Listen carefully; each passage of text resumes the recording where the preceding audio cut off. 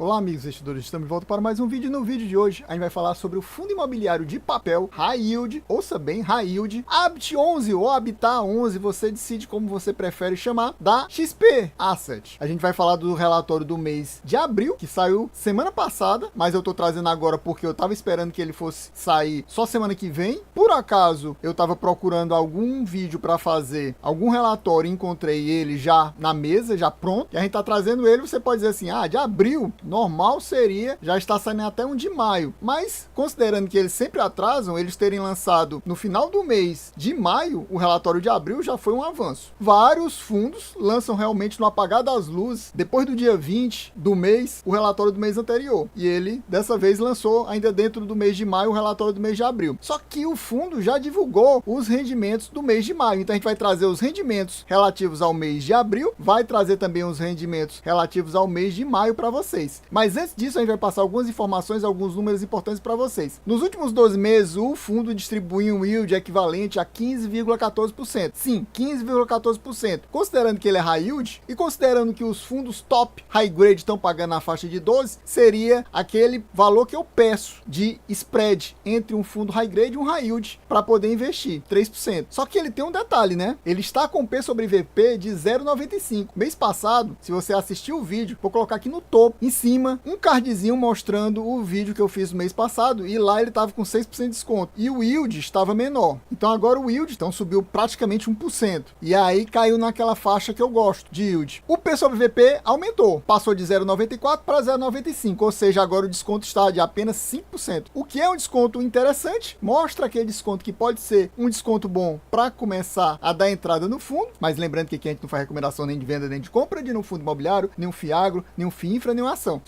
Somente você pode se decidir se é bom ou não entrar nesse fundo. Você vai pegar esses números, essas informações que eu vou passar durante esse vídeo para você, você assiste o vídeo anterior também, você estuda um pouco mais, aí sim você decide se vale a pena ou não colocar ele na sua carteira. Agora, se a gente pegar esse valor de yield distribuído nos últimos 12 meses e colocar o fundo no valor patrimonial, como ele tivesse no P sobre VP 1, esse yield cai de 15,14% para 14,3%. Ou seja, aí o spread entre um fundo high grade top e um fundo high yield já cai de 3% para cerca de 2,3%. Aí eu já não acho tão interessante. É como eu falei para vocês, para mim a diferença tem que ser no mínimo 3%. No mínimo 3% para a gente investir. Mas agora caiu já para 2,3%, colocando no valor patrimonial, que é o ideal para mim. É considerar ele no valor patrimonial para a gente ver esse yield ajustado. E lembrando que isso aí não é recomendação nem de venda nem de compra, para deixar bem claro isso. O dividendo que vai ser distribuído por ele nesse mês agora de junho vai ser de R$1,05. No mês passado foi mais. A gente vai ver no relatório daqui a pouquinho que o dividendo foi maior. Esse dividendo que vai ser distribuído esse mês de R$1,05 equivale a um yield do mês de 1,14%, o que é o yield médio dos fundos high yield em relação ao mês passado. No mês passado, os fundos estavam distribuindo nessa faixa de 1,10 a 1,20. Vamos lá passar para a leitura do relatório. Aqui estamos no relatório do mês de abril. Aqui entramos nos comentários do gestor. Então ele fala exatamente desse R$1,13 que eu falei para vocês, que foram pagos no mês de maio, mas se refere às receitas do fundo recebidas no mês de abril, que, como eu falei, tem como base a inflação do mês provavelmente de fevereiro, que foi a maior inflação dos últimos meses, por isso que teve um rendimento maior. E a gente vê sobre essa questão da alocação de recursos. O fundo encerrou o mês de abril com 88,8% do patrimônio líquido alocado em CRIs, que é o normal dele. Ele majoritariamente é atrelado a CRIs, quase 90% da carteira. Tem 45 operações distintas em CRIs, mas ele tem cerca de 5%, 4,7% para ser mais preciso, alocado em fundos imobiliários. Ou seja, ele não é aquele fundo que o pessoal chama de puro sangue, ou seja, só tem CRI na carteira. Não tem, só CRI. Ele ainda tem 6,5% de dinheiro em caixa, cerca de 53 milhões. Nesse mês de abril, foram investidos cerca de 34,9 milhões em 3 operações diferentes. 20 milhões no CRI Gave Porto 2 Life, 11,6 milhões no CRI Reserva do Vale e 3,3 milhões no CRI GR Group. E o fundo possui um pipeline ainda ativo de 12,2 milhões e atualmente a taxa média do fundo é inflação mais 10,65%. Para mim isso aqui é middle risk risk, mas já beirando o high yield, mas ele é considerado um fundo high yield. Detalhe interessante nesse relatório é que ele não cita a questão da inadimplência que ele vinha citando nos meses anteriores. Quem assistiu meus vídeos anteriores, ele sempre falava, a inadimplência do fundo atinge tantos por cento da carteira, que era 15% da carteira. Isso é um dos motivos para o fundo estar distribuindo menos. O fundo poderia estar distribuindo cerca de uns 10 centavos a mais, com essa inadimplência de cerca de 15%, afeta os rendimentos e deixa o fundo com esse valor descontado aí, né, do P sobre VP de 0,95. Mas infelizmente ele resolveu cortar essa parte que fala da inadimplência. Acho que para o pessoal tentar esquecer que o fundo está com essa inadimplência alta, porque 15% é uma inadimplência que a gente pode considerar alta. Como eu venho sempre trazendo para vocês nos últimos meses as DREs do fundo, eu vou focar apenas na DRE do mês de março e do mês de abril, mas antes disso eu gostaria de perguntar para você, você possui o Habit 11 na sua carteira? Tá pensando em aumentar a sua exposição, diminuir sua exposição ou até mesmo zerar a sua exposição? Que outro fundo imobiliário de papel você possui na sua carteira? Seria ele um high yield? Seria um high grade? Middle risk? Cite aqui nos comentários quais seriam esses fundos imobiliários. Diga quais são os seus fundos imobiliários de papel que eu direi quais são os meus. E meu amigo, se você ainda não é inscrito nesse canal, não perca mais seu tempo de forma alguma. Se inscreva agora. Agora mesmo. Já deixa aquele likezão, já ativa o sininho, já comenta aqui para ajudar a gente a bater a meta, que nesse mês vai ser de apenas 500 views. Ele no mês passado deu uma quantidade de views muito top, acima de 600, até me surpreendeu positivamente, mas a gente sempre precisa focar em maiores números. Então,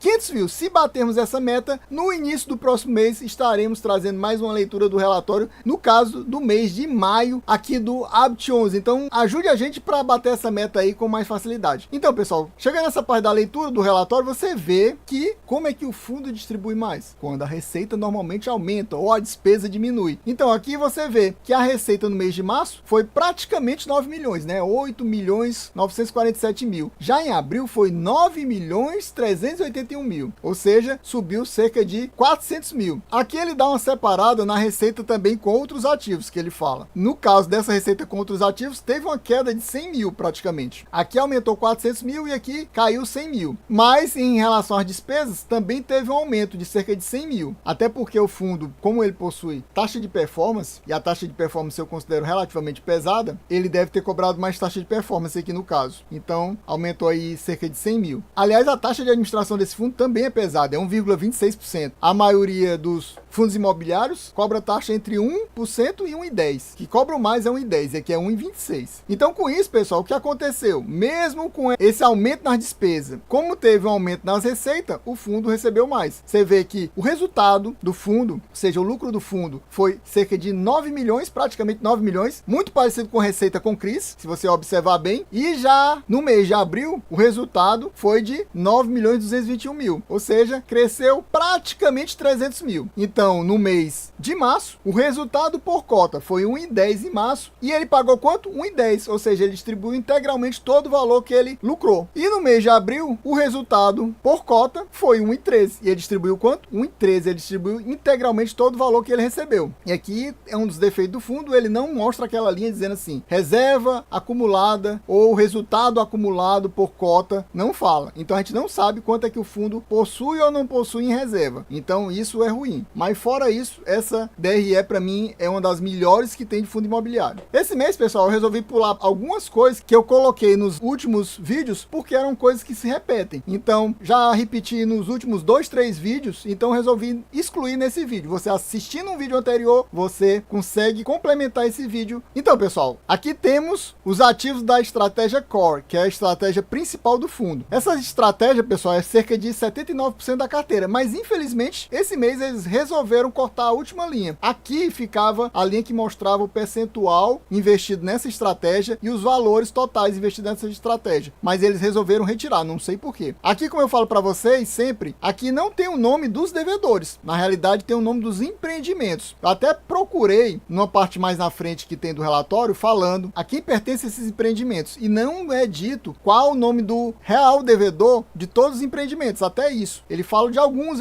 eles não falam. Então não vale nem a pena tentar você dizer assim, ah, esse é o mesmo devedor desse. Não vale, porque ele simplesmente dá vontade, ele coloca num, no outro ele já não coloca, então a gente fica perdido. Curiosidade para vocês é que esse CRI aqui é numa cidade vizinha minha, Jardins Boulevard, fica na cidade de Calcaia, é vizinha aqui a Fortaleza. E esse CRI de urbanismo são vários loteamentos, aqui é um loteamento e esse aqui também é um loteamento, mas são vários loteamentos espalhados pela cidade. Eu creio que fora da zona urbana principal. Então esse aqui deve ser nos arredores da cidade de Fortaleza, provavelmente na zona metropolitana. Então no caso, tanto os Jardins Boulevard como o de urbanismo são loteamentos. E aqui não fala o que é que eles são. Aqui nós temos as taxas que o fundo cobra. Sobre essa questão de dizer o que é high yield, o que é middle risk, o que é high grade, eu falei também no vídeo passado, então não vou falar aqui de novo para não me repetir. Você assiste lá se você quiser entender o que eu considero que é high yield, o que é middle risk e o que é high grade. Aqui temos os valores investidos em cada um desses devedores. Esses dois aqui não mostram o valor investido, é estranho, eu não sei por que exatamente. Aqui temos os percentuais do patrimônio líquido investido e você vê que um dos maiores devedores é esse aqui, o Ipioca 2, 6,15% da carteira do fundo, é como se fosse o maior devedor do fundo. O que é legal, porque isso mostra que o fundo está bem diversificado. Como eu sempre falo, o ideal é que seja até uns 5%, aqui é 6% e é o maior de todos. Então é um percentual atrelado a um devedor do patrimônio líquido relativamente baixo. No mês passado isso aqui estava no topo, agora eles colocaram esse GR Group aqui no topo, que é exatamente esse novo investimento. Aliás, é por isso que eles colocaram, ó, GR Group são 2 CRI. Se você somar aqui dá cerca de 6,5%. Aí ultrapassou aqui o Ipioca. Só não gostei que eles retiraram essa parte que dizia qual era o percentual aqui de todos os ativos somados, que era 78,5% no mês passado. E aqui a gente passa para o resto da carteira do fundo, que são outras estratégias do fundo, a estratégia tática e a estratégia de liquidez. Se você somar aí 13,5 mais 11,5 dá cerca de 25%. Então, pessoal, a gente vai ficando por aqui. Espero que vocês tenham gostado. Quem gostou já sabe. Se não for inscrito, inscreva agorinha mesmo. Já deixa aquele likezão, já deixa aquele comentário para ajudar a gente a bater a meta de 500 views. Sim, 500 views. Se batermos essa meta de 500 views, no início do mês que vem, no mês de julho, estaremos trazendo a leitura do relatório do mês de maio. Sim, do relatório do mês de maio, aqui do Habit 11 da XP Asset. É isso aí, valeu, até a próxima e fui!